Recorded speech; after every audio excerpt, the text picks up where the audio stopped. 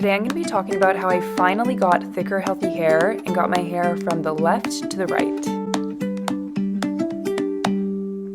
I can tell such a huge difference between those clips. I hope you guys can too, or else this is all a delusional video. I have been trying to improve and grow my hair for over 10 years, and I've only really noticed huge differences in the last 8-9 months. So I want to go over what I've done. Also just wanted to say this is my hair blow dried. I used a blow dry brush to kind of smooth it out, and then I slept on it, so it's a little wonky, but I wanted to show it as natural as possible, like not really styled. So this whole journey started about 8-9 months ago when I took out my extensions and I decided I was not gonna get them put back in. And I had told myself this many times before. I think I'd only gone probably like 3 weeks to a month max taking breaks in between hair extensions prior to this. I had been getting semi-permanent extensions for years. I first had tapes and then I went to Emmy strands, which are kind of like K-tips in a way, sort of, a little different.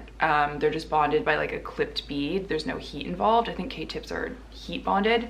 I could be wrong. Anyways, after that I went to a sewn-in weft. I think I first got tapes in 2015, which is like almost 9 years ago, right?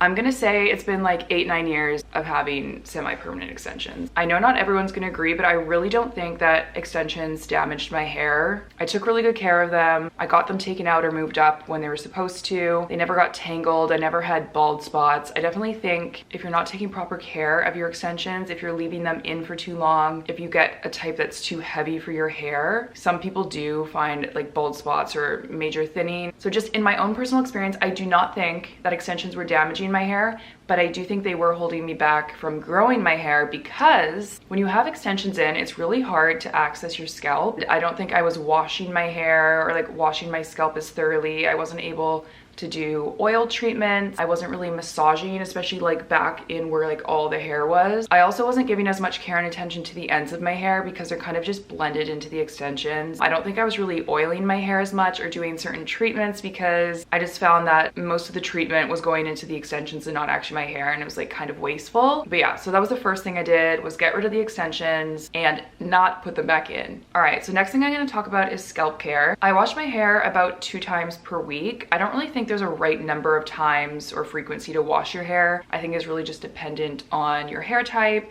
how oily your scalp gets. I have a dry, flaky scalp and my hair does not really get greasy. I could probably go a week and a half before my hair started looking dirty, but I don't think that's good for my scalp health. I also like my hair care routine, and I think that when I wash my hair and use these products, they're actually helping my hair. So about once a week, I will do a scalp treatment. And I do this because I have a dry scalp. If you have a really oily scalp, this might not work for you. Maybe it will, I don't know, everyone's different. These are the 3 main scalp products that I'll use. This is probably my most used oil. This is the organic Amalaki scalp oil serum from Blue Beautifly. This is a whole mix of oils. There is rosemary oil in here, amongst a lot of other ones. I also do have a code with this brand that switches up monthly, so I'll put my current discount code in the description box, and I'll link all the products down there that I'm going to talk about. But yeah, this is just a really nice blend of oils. I also really like this treatment. This is from the brand Torre. I'm not sure if that's how you say it, but it's the Magic TX Nourishing Scalp Treatment. I think this is just a blend of oils. Again, I know this has almond oil, rosemary oil, but I do like how this one has a spray bottle. It's really easy to just like spray it through your scalp. A lot of people swear by rosemary oil for hair growth. I've always had a lot of hair and I don't really have an issue with like a receding hairline or anything like that. My main struggle is the density of the individual strands and just like the strength and longevity of it. So I don't know, maybe rosemary helps grow thicker hair. I haven't like fully looked into that, but I just like the oil treatments for scalp health mainly. And then this last one is from the Innate Life, and it is their scalp treatment for a problematic scalp for intense hydration and repair. This one smells like tea tree oil, so I'm assuming there's tea tree in it, which is really good for dandruff. This is like a thick creamy oil like salve texture. I'm actually getting to the bottom of that, but those are the 3 that I've been rotating between. And yeah, again, I do that like every other wash, so once a week. Moving on to my in-shower routine. On the days that I do an oil treatment, I will either double or triple cleanse because you really want to get the oil out. I will occasionally use a clarifying shampoo just to make sure I'm getting everything out. I don't really have a favorite, so I don't want to recommend the one I'm using right now, but I'll use the clarifying shampoo and then I'll go in probably with this line. I do rotate my shampoos and conditioners a bit, but this is my most used shampoo and conditioner at the moment. It's the Redken Acidic Bonding Concentrate. Gotta give a shout out to Abby Young. I've definitely bought a lot of products based on her recommendations. I'm pretty sure I bought these after watching one of her videos. I think my sister actually got this for me for Christmas last year. And these are only like halfway done. Why does it take me so long to go through products? Anyways, I really like these. I feel like these are more a hair strengthening product, so I do like to use a deep conditioner as well. The deep conditioner that I have right now is the Hair Therapy mask from, I want to say Amika, but it's not Amika. I think Amika just has similar branding, like colorful. That's the one I've been using recently. I'm almost out of that, so I'm gonna have to move on to a new one. If anyone has recommendations for a hair mask, deep conditioner, let me know, because I think it's really important if you have drier hair to have that in your shower. I don't want to overwhelm you guys with products, but I do have some scalp products in my shower as well that I use on occasion. I'm not super religious with them, so I'm not gonna talk about those. This is another hair oil I wanted to mention. Sorry, there's like hair all over the bottle. This is the Coconut Miracle Oil from OGX. I haven't been super consistent with this, so I can't really say if this has been benefiting or not, but I use this on days that I oil my scalp. So I'll just do the scalp oil treatment, put this on the ends, let it sit for like 30 minutes to a couple hours, and I'll probably wash my hair 3 times, like shampoo it 3 times. This next product you've probably heard of. This has been a game changer, and it is K18. This is the small version, and I've had this for a long time.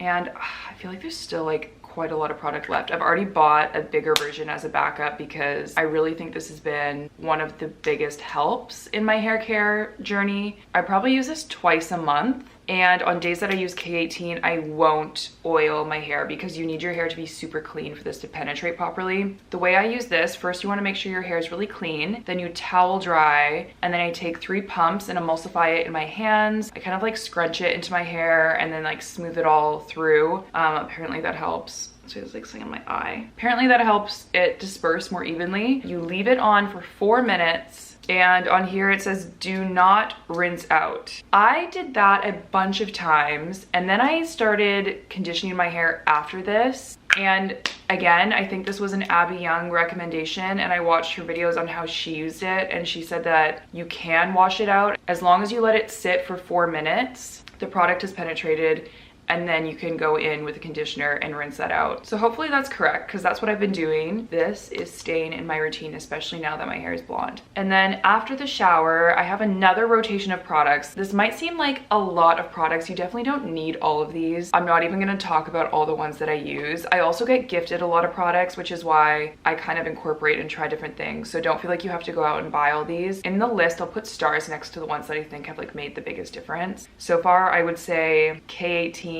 using a scalp oil with rosemary in it, and a Bond Repair shampoo conditioner. This is probably my most commonly used leave-in. It's from the same line as these guys here. On here it says intense conditioning, heat protection, styling aid, hydration.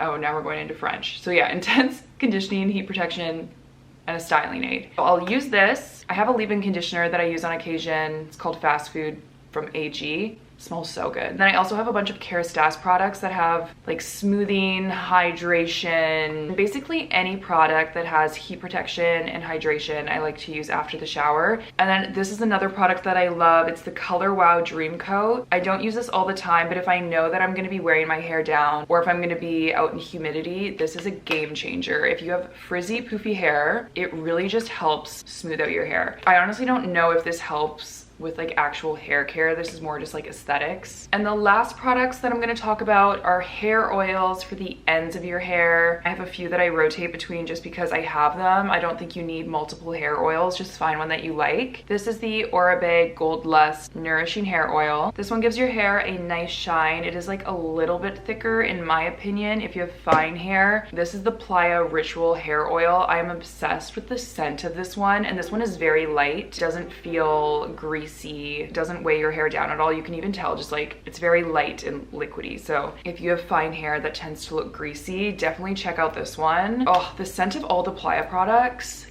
it's like summery, beachy. It's so good. This one I just started using, but it's the Kerastase Nutritive Split End Serum. Sometimes I'll apply an oil in the morning and at night, and then I'll kind of switch it up. These ones are definitely more like daytime oils. This would be a nighttime oil for me, but I use this one in the day too. But yeah, I'll just apply those to the mids to ends of my hair. If you have dry or fragile hair, I definitely think oiling the ends of your hair daily is a game changer. Okay, this next thing kind of goes along with the hair oil, but it's also just like a protective nighttime thing. I recently started using a hair bonnet at night. If you are sleeping on a silk pillowcase for your hair, switch to a bonnet. It is so much better. I started with a silk pillowcase and I just wasn't super stoked on it, to be honest. I didn't feel like it was really doing much difference. I still use it because I think it's a little bit better for your skin, but for your hair, this is 10 times better in my opinion. Even on my silk pillowcase, I feel like my hair would sometimes get stuck under my shoulder and just be like tugged. Like this just makes so much more sense in my opinion, especially if you're applying product to your hair before you go to bed. So I'll put in a hair oil and then I put my hair in the bonnet, and I feel like it just helps the oils penetrate your hair. It's not gonna get on your pillowcase and then onto your face and your skin. And also when I wear this, my hair is just like smooth in the morning. Like normally it'd be like poofing, flying all over the place. It really just like flattens my hair down and really has helped improve the texture. So 100% recommend a silk hair bonnet. That in combination with the hair oil at night is perfection. I'm also so happy that these hair clips came back. Not that you couldn't use them before, but I kind of just forgot about them, to be honest. I probably wear my hair in a hair clip 4 to 5 days out of the week. And on those days, I don't need to heat style. It's just so easy to clip it up. I use hair clips at the gym if I'm just going out to run errands. I also ordered some cute hair clips for like fancier. Let me grab one. This is one of the ones that I just got. I got a 3-pack and they all have like pearls on it. I was on Etsy for probably hours looking at all the hair clips. I ended up ordering these from Amazon because I think there's a lot of people on Etsy selling hair clips like this that are probably all from the same manufacturer and they're cheaper on Amazon. Not trying to shade Etsy and Etsy sellers because there's also some really cool, unique hair clips on Etsy. So definitely check out Etsy if you want cool hair clips, but just like these ones in particular, like some of the pictures were the same. I don't know.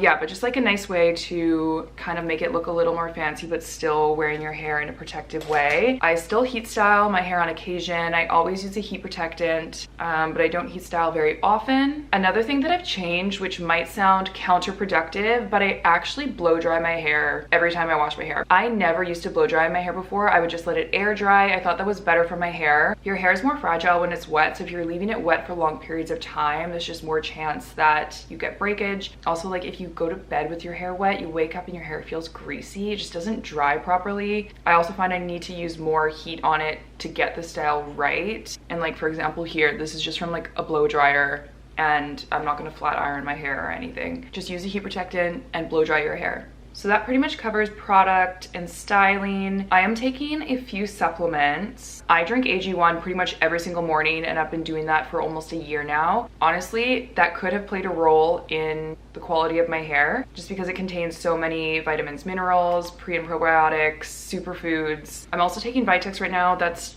more to regulate my period, but I do think that hormones play a huge role in your hair health. And I just recently started taking saw palmetto, and I am hoping that helps with hair growth, but there are some studies that show it can help grow thicker hair, so we'll see. I haven't been super consistent with that, so saw palmetto and Vitex I've not been super consistent with, and they're like newer additions back into the rotation, so I don't think those really had anything to do with my hair growth. And lastly, I did take about 8 months off from coloring my hair, but as long as you're going to a professional hairstylist that knows what they're doing, they care about the integrity of your hair, and you're not over processing, I still think you can have blonde hair and have it healthy.